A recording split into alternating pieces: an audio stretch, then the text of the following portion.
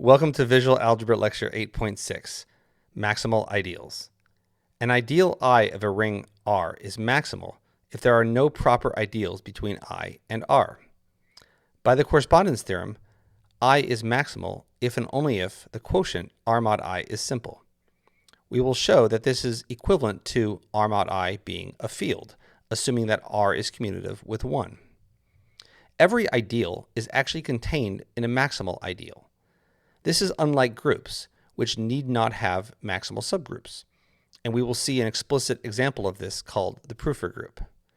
Consequently, maximal ideals play an important role in ring theory in ways that maximal subgroups do not in group theory. Technically, to prove that every ideal is contained in a maximal ideal, we need a result called Zorn's lemma, which is equivalent to the axiom of choice. In understanding this, we'll take a quick set-theoretic tour through ordinals and transfinite recursion. We'll also see some examples of maximal ideals and their quotient fields. Let's get started. The concept of a maximal subgroup is not all that common. I did mention it briefly in Chapter 5 in the lecture on actions by automorphisms when I defined the Frattini subgroup. That was the intersection of all maximal subgroups. A maximal normal subgroup is just a normal subgroup that has no intermediate normal subgroups between it and G. Formally, we can say that if N is a subgroup between M and G, and N is also normal, then either N has to be M or N has to be G. By the correspondence theorem, a normal subgroup M is maximal if and only if the quotient G mod N is simple, because intermediate normal subgroups, like N, correspond to intermediate normal subgroups in the quotient. Groups do not need to have maximal normal subgroups, and here's a classic example of one that does not. This is called the Prüfer group, and it's denoted C p to the infinity. And I think by the end of this, you'll see where this notation comes from. So this consists of all p to the nth roots of unity for some prime p. I think it's best to just see an example. So let's take p equals 2. Then C1, of course, is this trivial group. C2 consists of the second roots of unity. C4 consists of the fourth roots of unity. And C8 consists of the eighth roots of unity. And if we take the union of all of these things, we get the Prüfer group for p equals 2. Now this is not cyclic because it's not generated by a single element, but it contains infinitely many cyclic groups. It contains C2 to the n for all natural numbers n. And notice why this group does not have a maximal normal subgroup. All of the subgroups are of the form C2 to the n, and that one is going to be properly contained in C2 to the n plus 1, and so forth. We can define the concept of a maximal ideal in a ring analogously to a maximal normal subgroup. So an ideal I of R, and we always assume that I is proper, is maximal if anytime we have an intermediate ideal J, then either J is equal to I or J is equal to R. We'll also say that a ring R is simple if its only two-sided ideals are 0 and R. So remember, a group is simple if there were no intermediate normal subgroups. So its subgroup lattice is like uncollapsible. And similarly, a ring is simple if there are no two-sided ideals in the middle, meaning its subring lattice is collapsible. So think of simple groups and simple rings as like atomic pieces, things that we cannot collapse any further.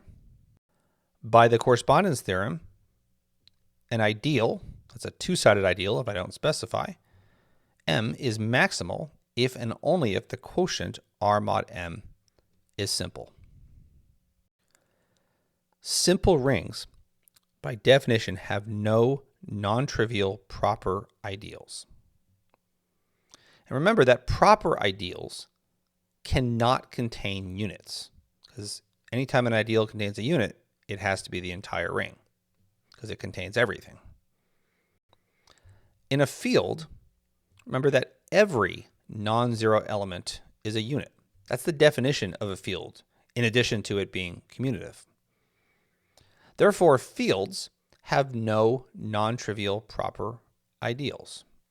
So if you have a field F, you have the 0 element and the 0 subring, and then there might be subrings or subgroups in here, but there cannot be any ideals because this 0 is the only non-unit.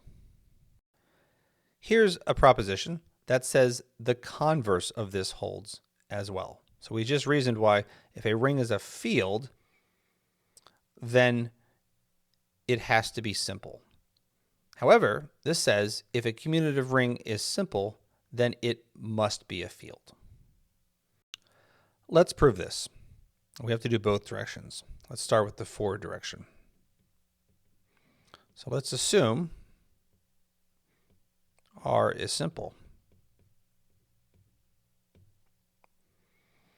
And let's take some non-zero element A in R. All we have to do is show that A is a unit, because that's what a field is. It's a commutative ring with unity where every non-zero element is a unit. So how do we do that? Well, let's take the ideal generated by A, and that, if R is simple, then this, we know it's not the 0 ideal, so it has to be equal to R. And so that means that it contains 1. So that means that 1 is some B times A, because the ideal generated by A is all multiples of it. And therefore, A is a unit, because B is its inverse. So A is a unit, and since A was arbitrary, R is a field. So that's the forward direction.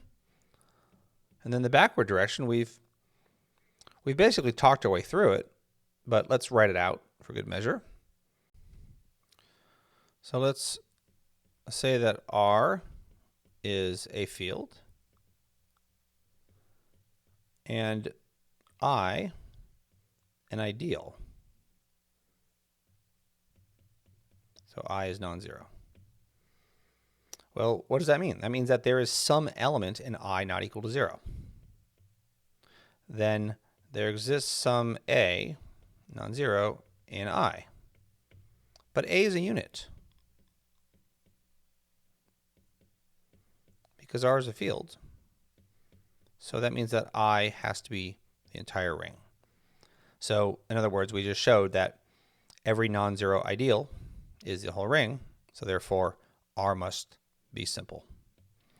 And that's the end of the proof.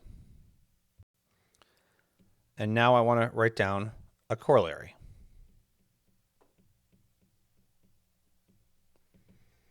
So let R be a commutative ring with 1. The following are equivalent for an ideal I of R. So let me specify, because I don't need to use the symbol and say ideal, that it's a proper ideal of R. So the first one is that I is maximal. The second one is that R mod I is simple. And this, of course, is by the correspondence theorem, the equivalence of those two. And then we just proved the third one, which is R mod I is a field. So let me just highlight that. Let's now do some examples of some common rings, some of their maximal ideals, and the resulting quotient fields. Let's start with the integers.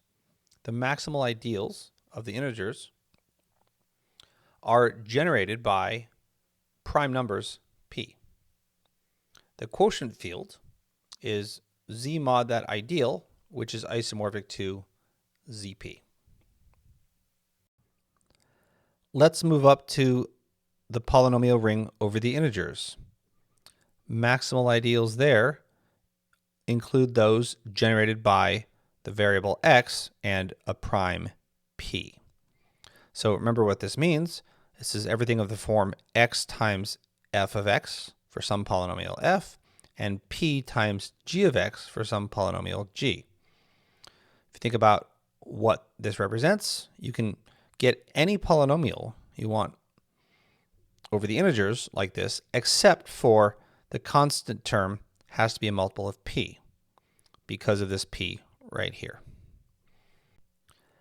Now, I use the word include up here because not all maximal ideals have this form.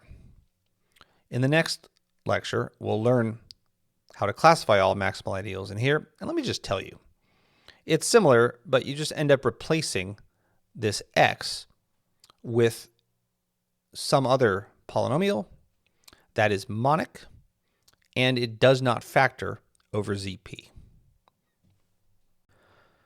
For example, if we consider x squared plus x plus 1 and 2, so if we replace x with this is a degree 2 polynomial that is monic, and it does not factor over zp. So we say it's irreducible in z2x, and it's because it does not have a root. 0 is not a root, 0 plus 0 plus 1, and 1 is not a root, 1 plus 1 plus 1, and any degree polynomial that is reducible must have a root. So this is a maximal ideal, but a non-example is x squared plus 1, comma 2. So x squared plus 1 factors as x plus 1 squared in z2. So this is x squared plus 2x plus 1, which is x squared plus 1 if we're over z2. So here's an example, here's a non-example, and you can see how this generalizes for polynomials of higher degree. In the quotient field, we are essentially setting x to be 0 and p to be 0. And, well, technically, in the quotient field, elements are cosets, so they have the form a n x to the n plus a1x plus a naught plus the ideal generated by x and p.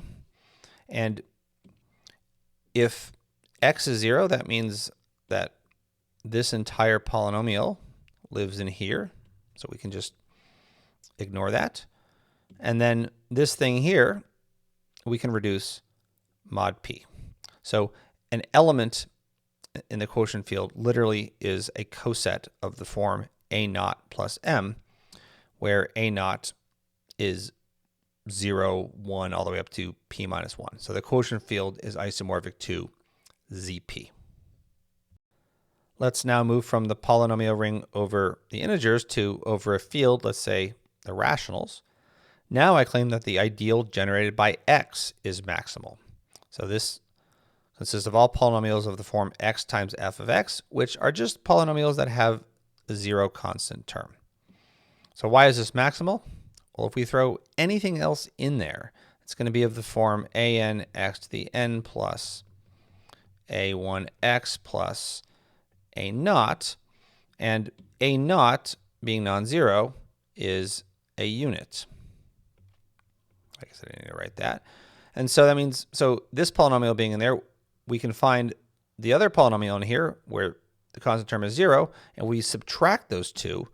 Now we get a naught is in this ideal, and therefore that contains a unit, and therefore that has to be the entire thing. So this is indeed a maximal ideal. Now notice that this is not a maximal ideal up here over the integers, because in particular, it is contained in the ideal generated by x and p, which is properly contained in zx. So it's important when we write down an ideal to be aware as to what ring it's living in. In the quotient field, we are essentially setting x to be equal to 0. So when we have a polynomial like a n x the n plus a1 x plus a naught plus the ideal generated by x, all of these terms involving an x just go to 0, and we are left with just the constant term. So every coset is of the form a naught plus m, so this is isomorphic to the rationals q. And this holds if we replace q with any other field. Finally, if we take the multivariate ring in two variables over a field, then the ideal generated by x and y is maximal. So this consists of all things of the form x times some polynomial plus y times some polynomial.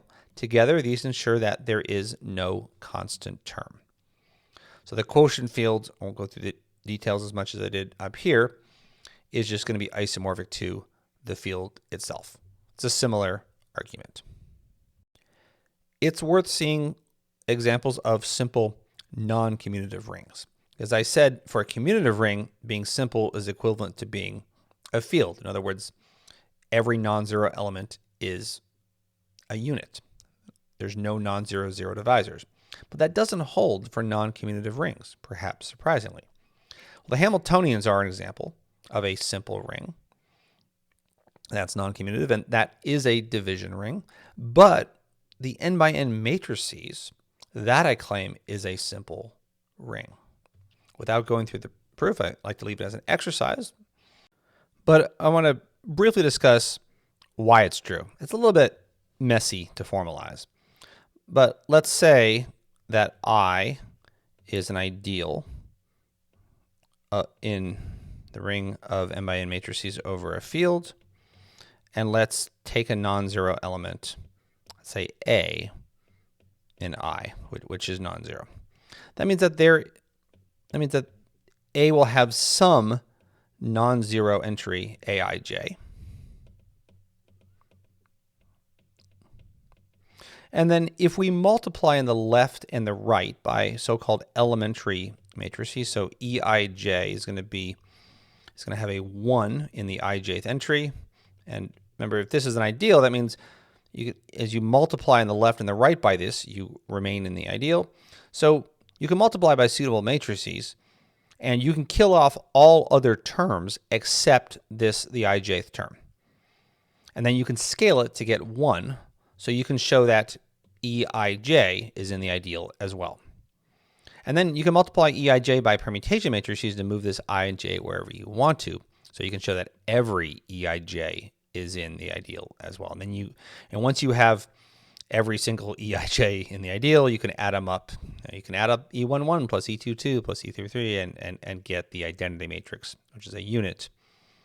And therefore the ideal cannot be proper. So maybe I shouldn't have said start with a proper ideal. I should say start with a non-zero ideal and show that it actually has to be the entire ring. We started this lecture with an example of a group that did not have any maximal normal subgroups, or maximal subgroups for that matter. But I claim that ideals are different. And let's discuss why. So let's suppose we have a proper ideal I1 of a ring R. Let's try to find a maximal ideal that contains it. So if it's not maximal, we can find a bigger ideal I2 that's proper, and then a bigger ideal, and if that's not maximal, we can find a bigger ideal that's I3, etc., and we can keep doing that. And it's possible that nothing in this chain is going to be maximal, so we can just take the union of that chain and call that J1. That's an ideal that contains I1. Is that maximal? Well, if it's not, we can find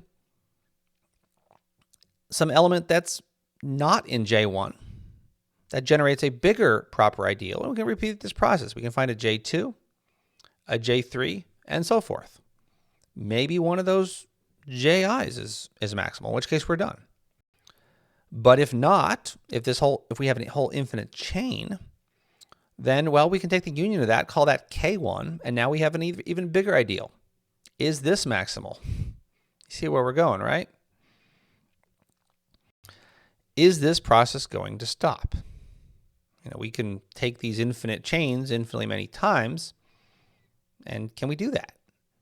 And then what if it never stops? Well, then can we just take the infinite union of those infinite chains and get a whole another one?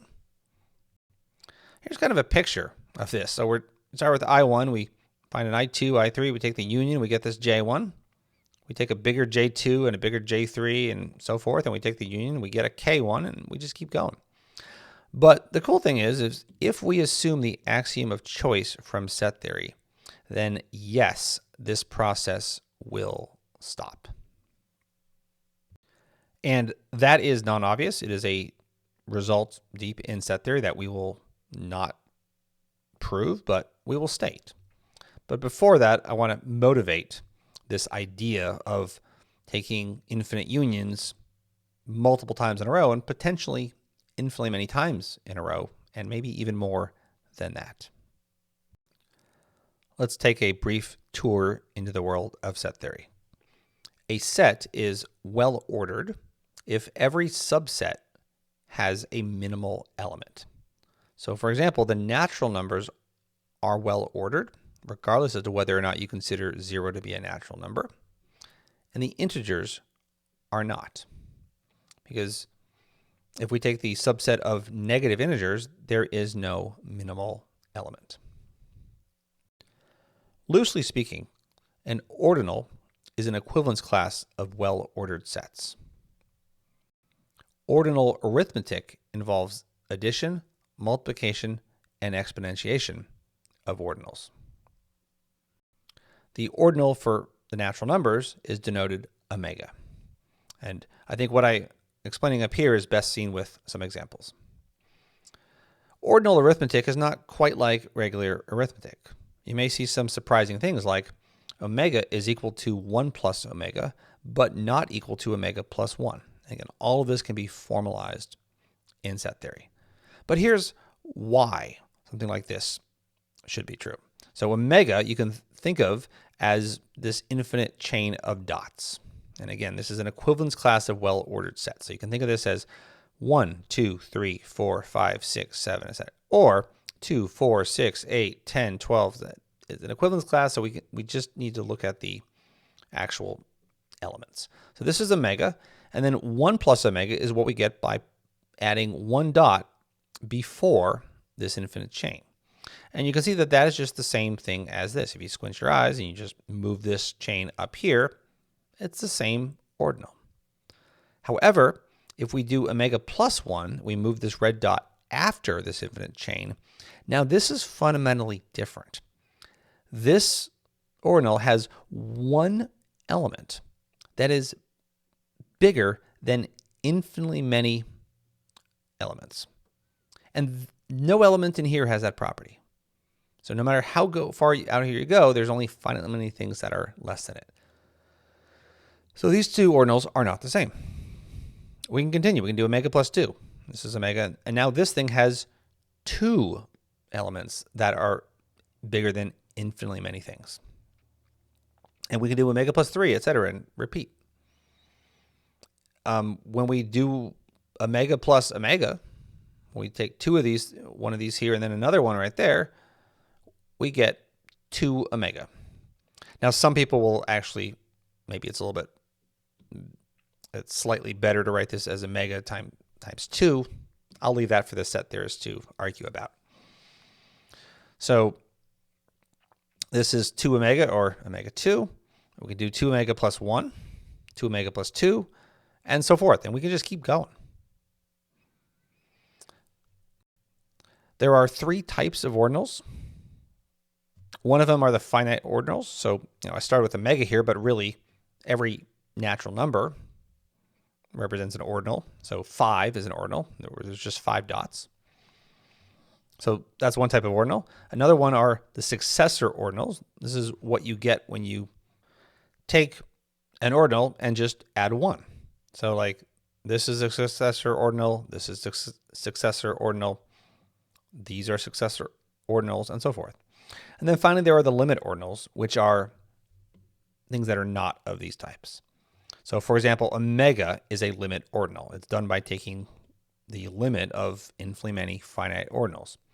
2 omega is a limit ordinal. It's done by taking the limit of this infinite sequence of ordinals.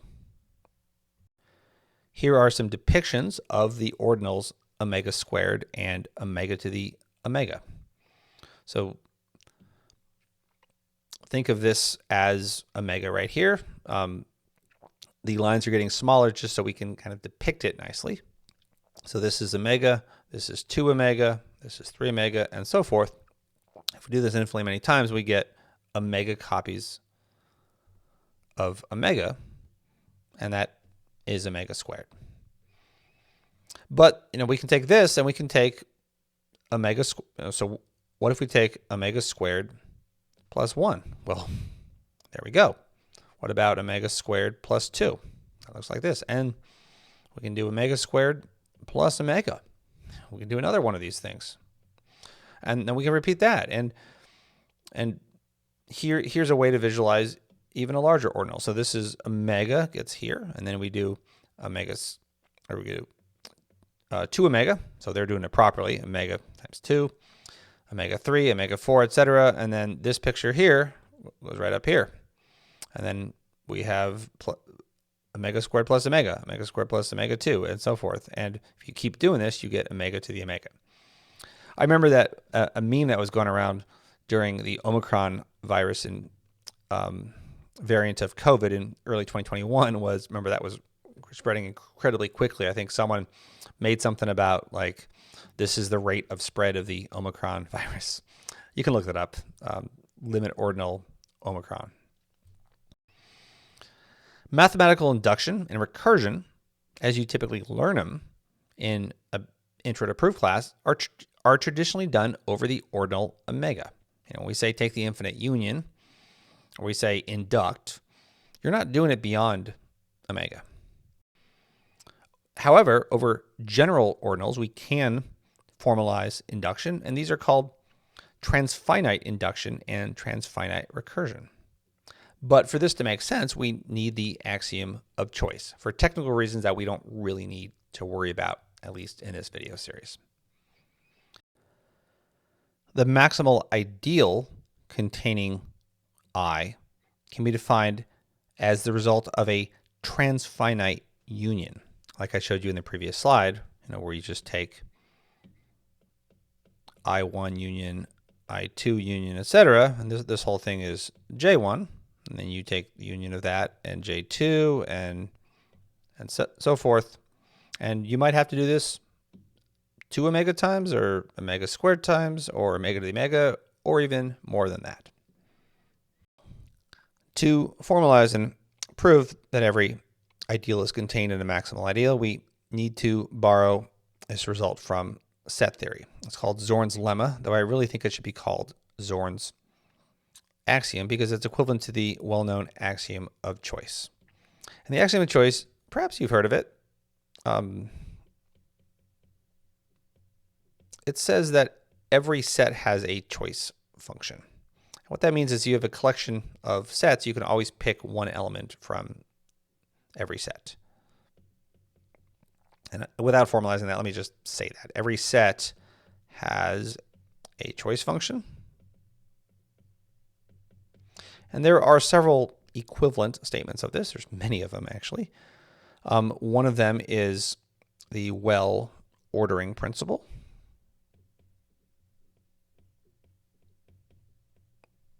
Which says that every set can be well ordered. That means that there is a way to define a total ordering. So every subset has a minimal element, which is, in other words, we can order any set to be like the natural numbers, which just seems like that has to be preposterously false, but it's not something we can prove. We have to take, and it's we have to assume it or not. And then there's finally Zorn's lemma. And then there's other things like every vector space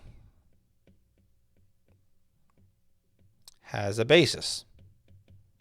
It just seems like we can, so things like this, this seems like it has to be true. This seems like it has to be true. This seems like it has to be false. There's no way you can well order the real numbers or the complex numbers or hugely infinite sets. And Zorn's lemma, the joke is, well, these are obviously true. These are obviously false. And the jury's still out about Zorn's lemma. But of course, this is a joke because all of these things are equivalent. And that's something that you'll learn if you take a class in set theory. Okay, let's actually prove that if R is a ring with 1, and then every proper ideal is contained in a maximal ideal. And I'm waiting to do an example of Zorn's lemma for this, because this is really the best example that I can think of. So let's fix I and let P be the poset of proper ideals that contains it, that contain I.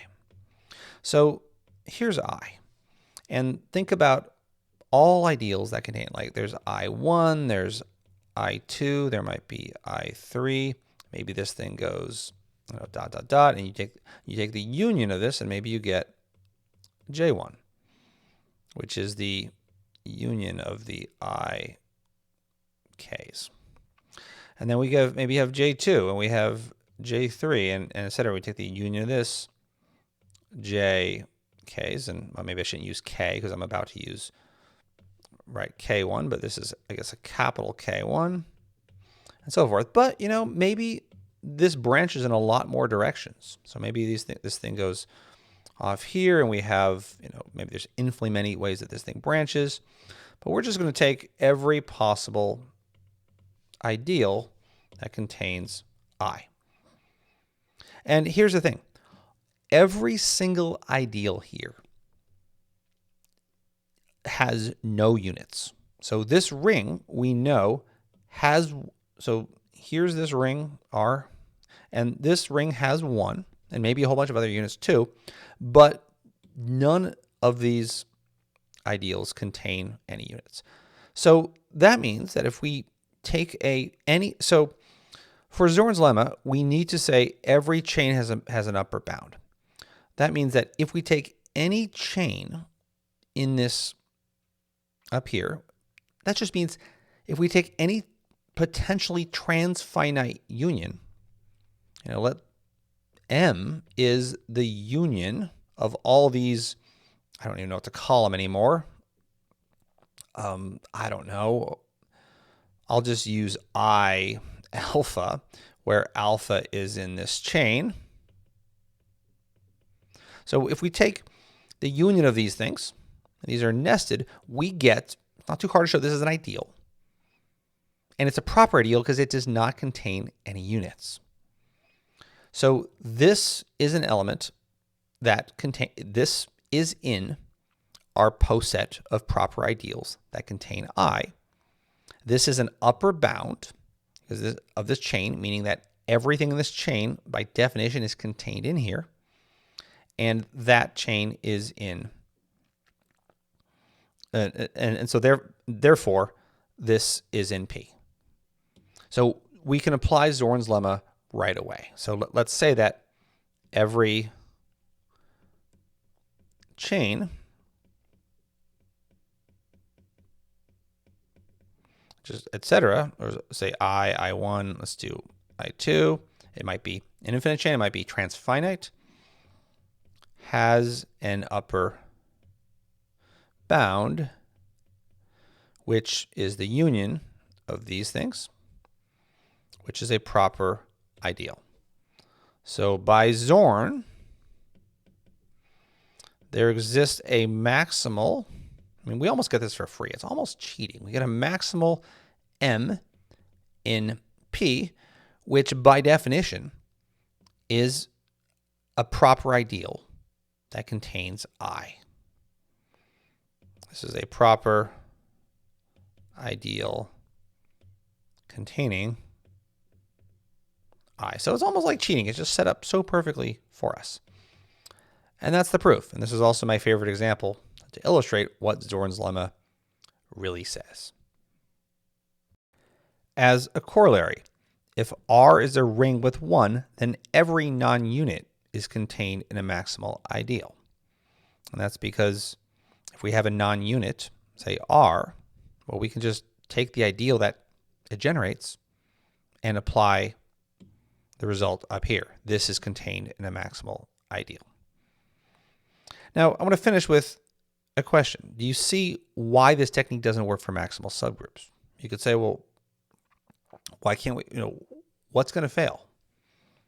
And here's the thing. Let's try it with a group. So suppose you have a subgroup, H, and, well, can we define the poset of all proper subgroups that contain it? Well, maybe we have, H1, H2. We can do the same thing, H3. But what's the problem here?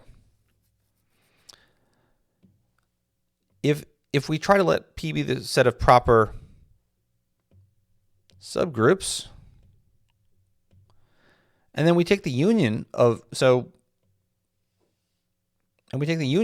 all these proper subgroups, we are not guaranteed that that's going to be a proper subgroup, as we saw with the Prüfer group. That very well might be equal to G.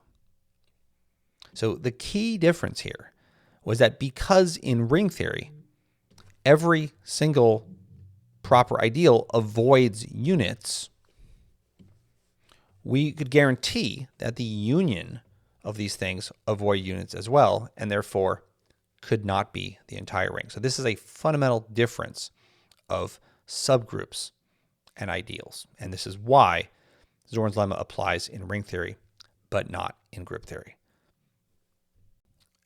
And I think I'm going to leave things there.